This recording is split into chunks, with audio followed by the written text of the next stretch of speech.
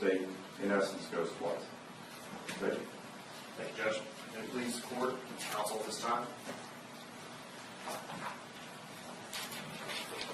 Members of the jury, the tragedy that you've heard that ultimately led to the death, the slaughter of James Berry by this defendant right here, Melanie Eam, is nothing new.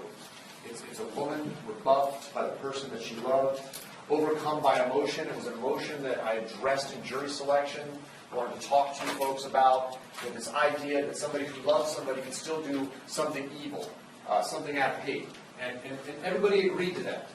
If in the moment you're provoked, it's not that Melanie Eam didn't love James Berry. It was because she loved James Berry that she did what she did.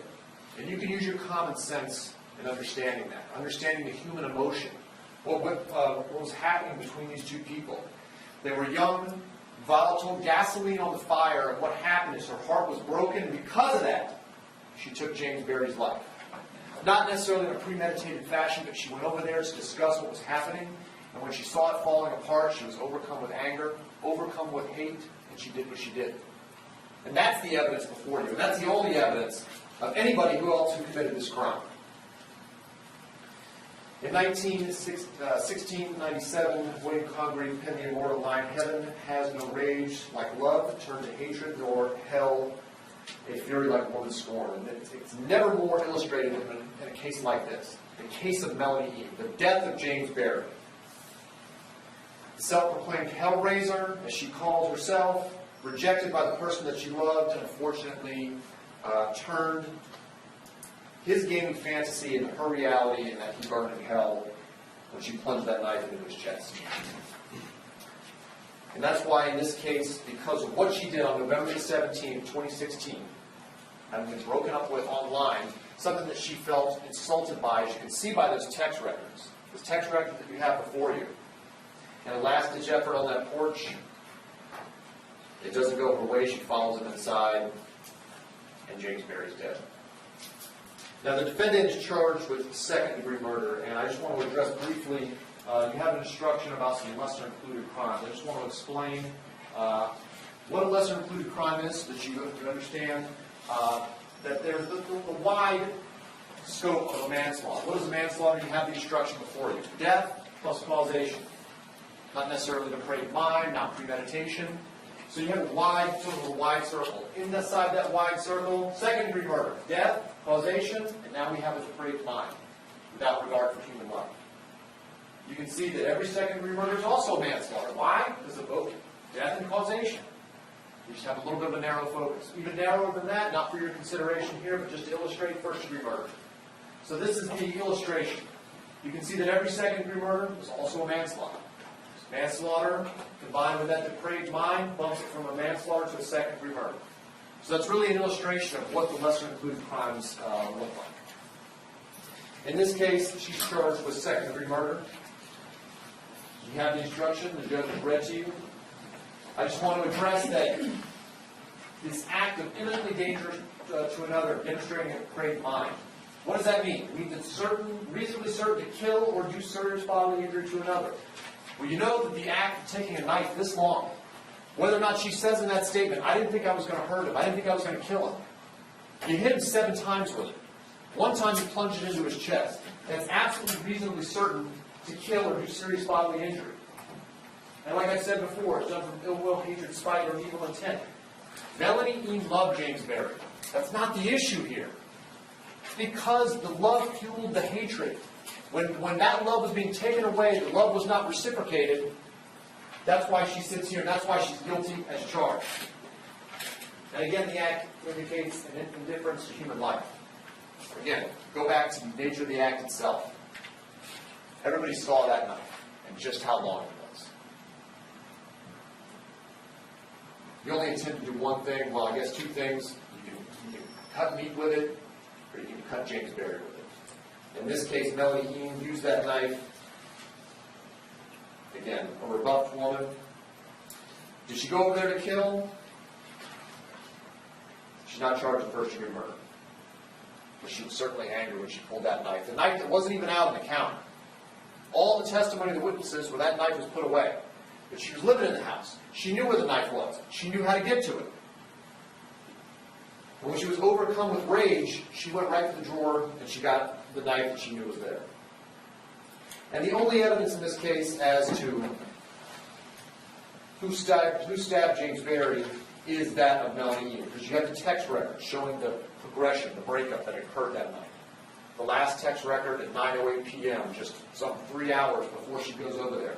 You have the surveillance video that we didn't publish in open court, but if you wish to see it, you can. Shows her vehicle going to and from the Berry residence, about 30 minutes of time in between. You have the defendant fleeing to Maryland. Her candid reaction when Officer McMullen shows up. You remember what she said? She comes right out and she says, when do I have to come in for the questioning? She knows exactly why they're there, because she's already discussed this.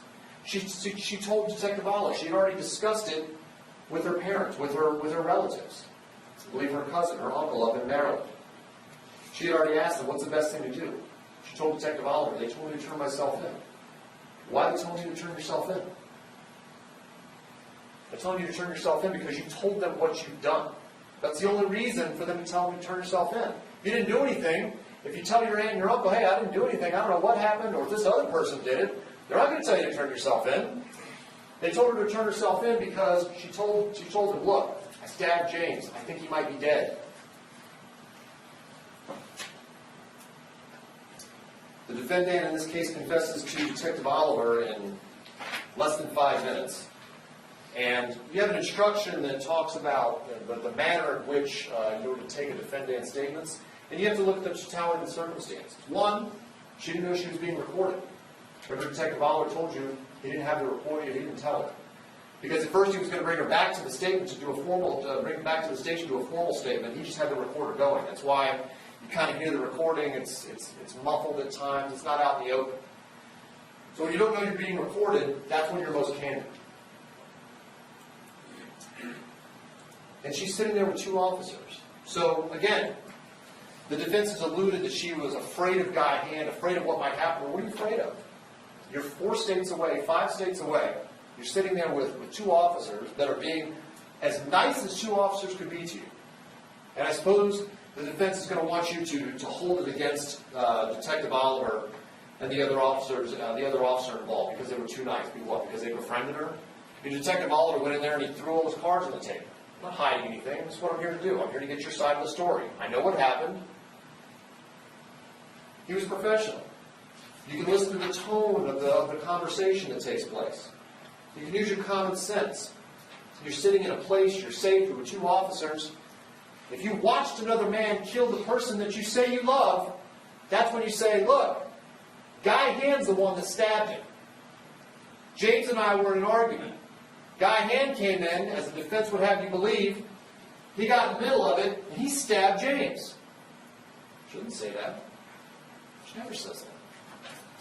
You've never heard that. It's not on that tape. Why does he say that?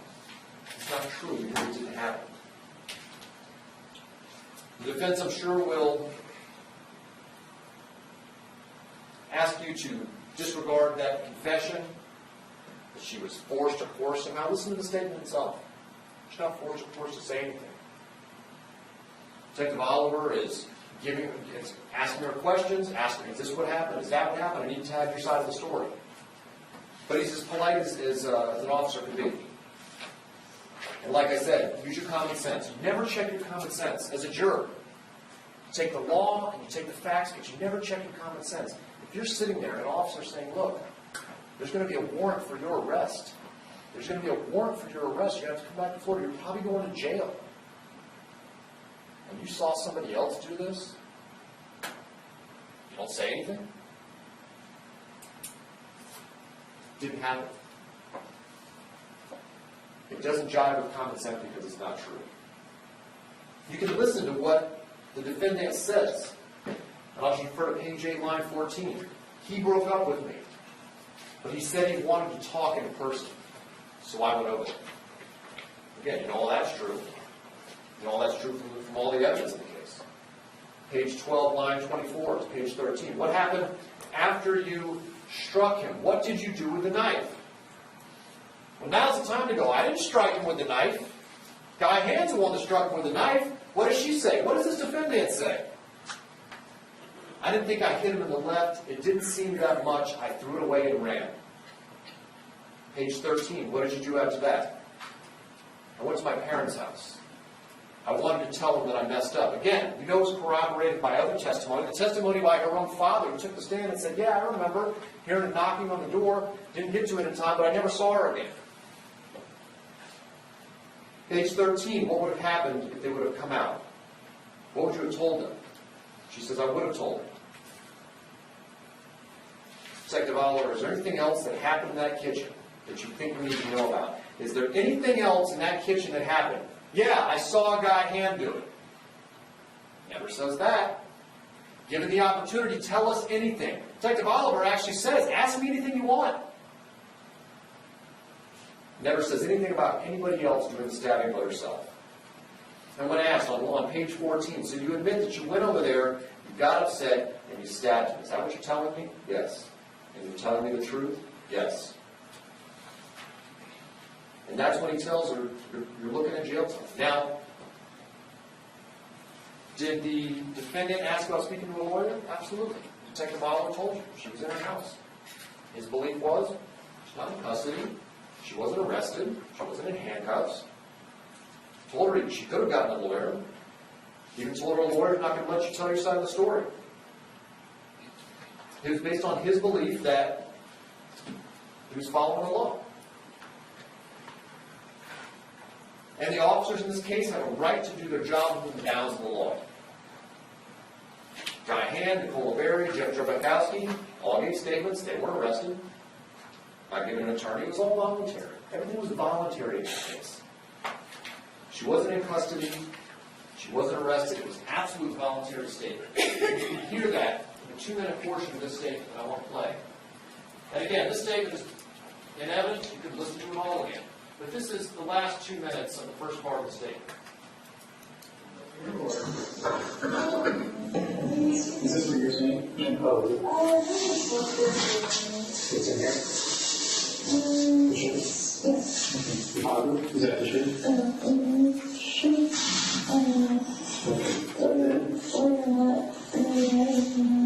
Did you wash it? Please leave it back. It's just a little bit. Okay. Thank you very much.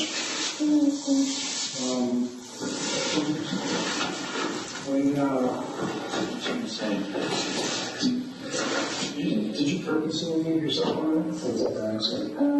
I just I guess you could say that. I guess both. It's just like, scared to just jolt you out the country.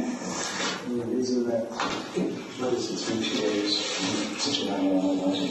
The reason you turn yourself in. I'm sorry, just... That's fine. Just to tell you, people are going to wonder, why did she leave, or why did you? I was just really scared. I needed some advice. And I came here to my aunt and my uncle and my cousin. And spoke to me and all the subjects, best of chance of them. I asked them for When did you stab? I don't remember. It's not like a couch. More than once. So, Okay. well, I don't know, what came, where I got him, or like... No, just like, were you made emotional the night for him? I don't know.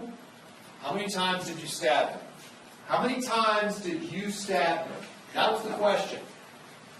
I don't know. It's not like I counted. You got the knife. There's zero evidence of anybody else's guilt in this case, including that Guy Hand. Zero. And the defense in opening said to you, ask yourself why he moved the knife. Why he did CPR on the bed. Those are red herrings in this case. They mean nothing. Nothing. The testimony in this case, the Guy Hand took the stand, took an oath to testify, told you he was sleeping. He heard a commotion, he goes out of his room. He was asked, did you do this? Absolutely not. And he was unimpeached on his testimony. Unimpeached as was Jeffrey J., as was Nicole Berry. Not one inconsistent statement, nothing.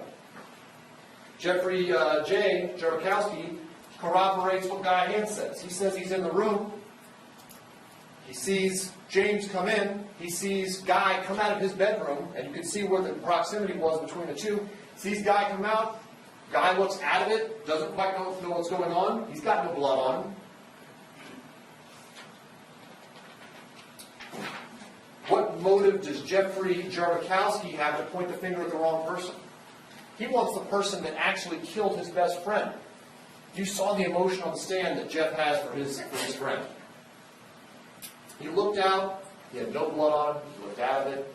That's exactly what Guy Hand told him. There's no evidence of any tension between Guy Hand and the deceased. It's complete speculation. Complete speculation. There's no record evidence, nothing from that testimony, no testimony, no physical evidence whatsoever of any tension between anybody. The only conflict in this case is from that defendant and the man she loved. Okay, you don't get to just make comments in opening and closing. As the judge will tell you, what an attorney says in opening and closing is not evidence. Where's the evidence of any tension between the two? Where's the evidence that Guy Hand did anything besides move a knife and was conducting CPR on the bed and not on the ground? Like I said, it's a red herring. In football, it's a misdirection. In a moment of chaos, he picked up the knife. Big deal. It happens. In a moment of crisis, he put the victim on the bed instead of the floor. He's not trained EMT. He was reacting. In a case where he sees his stepson, the boyfriend of Miss Nicola Perry, a person he considered his son, dying, bleeding. The defense would describe this as fake life-saving measures. It doesn't even make sense. Fake life-saving measures. So they would have you believe that Hand commits the crime, stays at the scene, gift wraps the murder weapon because he lays it right there on the counter, doesn't hide it, doesn't do anything with it, gives a statement, gives his DNA, doesn't flee the scene, and then fakes CPR by putting the victim on the bed and not the floor, when he has no motive whatsoever and no other evidence that points to Guy Hand doing anything. But then the defense, as he confronted Guy Hand, well, he's a butcher. Okay, so anytime there's a stabbing, I guess we'll send the detectives down to the local meat market and start taking statements, because being a butcher automatically makes you guilty of something. Suppose there's a shooting, we'll go and ask Florida Fishing Game who's got tags for deer this season. I mean, it's just, it makes absolutely no sense. And use your common sense. If it doesn't ring true, it didn't happen. So the defense will point to those factors and ignore the fact that the defendant is the one with the motive, the defendant is the one with the anger, the defendant is the one fueled by love, the defendant is the one with blood on her shirt, blood on her pants, leaving the scene. She leaves her cell phone there, not calling for 911, not calling her parents, not calling detectives, trying to tell her relatives, talking to Sean Oliver, telling Sean Oliver she was going to tell her parents she messed up, confessing to the crime, never indicating that anybody else ever did anything. That's where all the evidence lies. And that's where all the evidence points to. Melanie Eam is guilty as charged. Now, I started my argument telling you that this case actually involves two loves. The one love, as I said, gasoline on fire. Melanie Eam, fueled by love, love turned to hatred in a moment, and evil intent in a moment, but more importantly, the love between a mother and a son. Nicola Berry and her son James. Sons are the absolute anchors to a mother's life. Objection. Approach.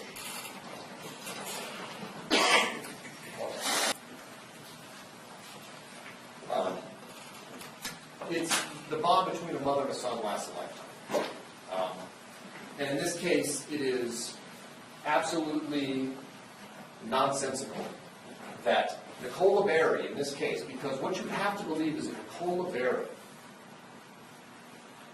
lies to protect Guy Hand against her own son. Because when Nicola Berry says she's an unimpeached witness, asked 4 or 5 questions on cross-examination, no inconsistencies in her testimony, not impeached in any way, you'd have to believe that Nicola Berry lies about where Guy Hand is when she wakes up, because Nicola Berry was absolutely adamant When she heard the commotion, she woke up and Guy Hand was right next to her, which is absolutely impossible if the defense would have you believe Guy Hand was in the hallway stabbing James Berry. You would have to believe that Nicola Berry is covering up for James Hand, who killed her only son. And that absolutely tortures logic. No mother on this earth is going to lie in favor of the person that killed her son. Absolutely didn't happen. Nicola Berry was absolutely 100% correct when she told you where Guy Hand was when she woke up, and that was right there next to her. And you know that the evidence supports that, because there's no blood anywhere else in that room. So you'd have to believe that somehow Guy Hand commits the murder and then gets back into bed without getting any blood on the walls, on the sheets, on the pillows, on the floor, on any towels, no blood in the sink. 5 minutes. Thank you. And then is lying in bed for Nicola Berry to wake up, for him to pretend to be asleep, for him to run back out, go, attempt to tend to James, and then in this crescendo of the grand conspiracy, perform fake CPR. Absolutely didn't happen that way. If it did, it would start with once upon a time. There is only evidence of one killer in this case. And she's guilty of second-degree murder. And I've told you why. And she's not guilty because I say it, not because of what this God is going to argue, not because of what anybody says in this case, but the evidence. She was a person who loved and cared about James Berry. And you can listen to her statement to Detective Aller, still loved and cared about James Berry. But as we talked about in jury selection, that love can turn to hate and an evil intent in a second. Gasoline on a fire, particularly dealing with two young people. And you can see that in the lead-up and the text messages, and you can understand what Melanie Eam was feeling. But she acted not in a reasonable manner. She did not act like a rational person. And she did something that caused the death of James Berry. I want to address one additional part of the instruction for second-degree murder with you, very briefly. You have this heat of passion part of the instruction near the bottom. And I want to address that and tell you why heat of passion does not apply in this case. Heat of passion actually requires 5 elements to be proven. And you see the and, which means that they all have to be proven in order for there to be heat of passion. But I want you to look very carefully at the instruction because it all requires an ordinary, reasonable person. It's a reasonable person standard. There must have been a sudden event that would have suspended the exercise of judgment in an ordinary, reasonable person. For one, you know there was no sudden event. The event leading up to the death of James Berry started hours previously. The last text message, the breakup being sent at 9:08 p.m. The murder taking place closer to 1 a.m. So there's no sudden event, and no ordinary reasonable person does what that defendant did. No ordinary reasonable person takes out a knife that long. Whether she intended to kill him, hurt him, was acting out in anger, doesn't matter. It's not reasonable, and it fails, so it fails on the very first element. But 2, a reasonable person would have lost normal self-control. No, a reasonable person would have moved on. He doesn't want to be with me. I guess I gotta go my separate ways. 2 minutes. Thank you. That's not how reasonable people react. It was not a reasonable amount of time for a reasonable person to cool off. Again, 4 hours prior to. Call a friend, call your parents, go do something. What you don't do is go over there and act out irrationally. And then the final 2, again, all reasonable person standards. A reasonable person would not have cooled off before committing the act that caused death. Again, when you look at all 5 of these factors, you just know that this is not how reasonable people behave. It fails on absolutely all 4. If you want to say that Melanie Eam was so provoked that she did not cool off before she committed the act that caused the death of James Berry, that's right. She was provoked, and she didn't cool off, and she was certainly not reasonable. She was not justified, she was not within her rights, and she's guilty as charged. Members of the jury, you've taken the last couple of days with us. We appreciate your time and your attention to this case. You have a job to do now, and that job is to go back and deliberate, to follow the evidence and the law, and use your common sense and find this defendant guilty as charged. And again, it's not because I say it, not because of what Ms. Godden says, but that's what the evidence says from the testimony and the evidence you have before you. She is guilty as charged of second-degree murder, nothing less, because it's right, because it's just, and that's what the evidence of the law supports. I want to thank each and every one of you for your time.